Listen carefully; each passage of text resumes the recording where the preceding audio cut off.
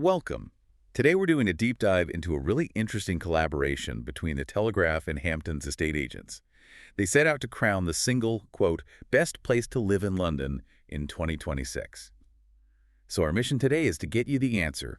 What actually makes a London neighborhood desirable right now? Well, it really all comes down to something Mark Twain said ages ago. He called London 50 villages massed solidly together. Right. And all the data shows that this hyper-local atmosphere is what people are just desperately looking for. It's not about the mega city anymore. It's about the self-contained little village. Okay, so these golden neighborhoods were judged on a few key things. Good schools, lots of green space, and of course, an easy commute into work. And that's where it gets interesting, isn't it? Because those criteria, well, they already feel a little bit dated in a post-2020 world. The source said they wanted to find places without breaking the bank.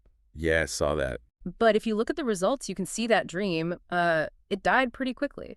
And while an easy commute was once essential, maybe the focus should be shifting now to, fast broadband or a strong local economy for hybrid workers. Okay, let's get into it. The number one spot, the place that took the crown, is Richmond Green, in the borough of Richmond upon Thames. Not a huge surprise, really. It's a perennial winner. I mean, Rightmove has named it the happiest borough for years, and Savills just declared it the best place in all of England for state schools. So it has the credentials. And this is where it gets really fascinating for you listening at home. The popularity of this spot just surged. And not just because of the lovely Georgian townhouses. It was pop culture. It was the Ted Lasso effect. Oh, absolutely. It's not just good PR. Property agents there reported a 15% 1.5 uptick in interest purely from the show. That's a measurable fandom premium. Wow.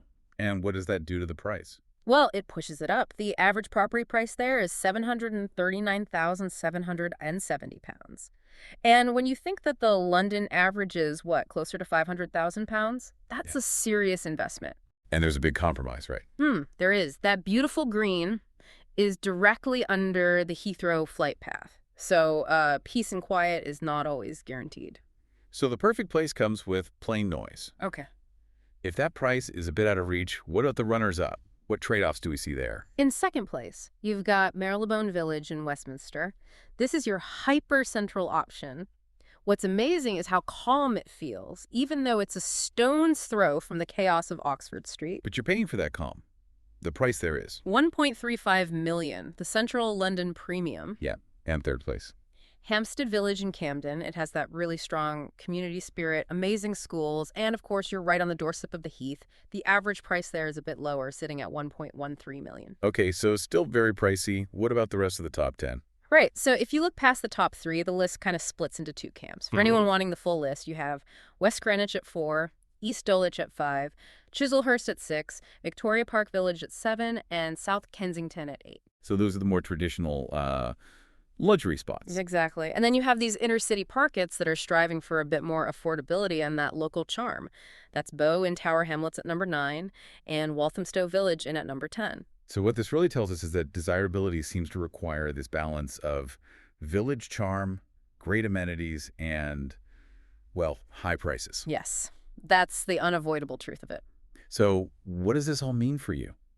The sources started out promising this idea of affordable desirability, but really just ended up confirming that the most attractive places are, unsurprisingly, really expensive. Which leaves us with a final thought, really. If the modern Londoner absolutely requires that strong, hyper-local village feel and also needs some kind of easy access to the center, which factor are they actually willing to compromise on in 2026? Is it the quiet you need for working from home, or is it the incredibly high price you have to pay for that convenience?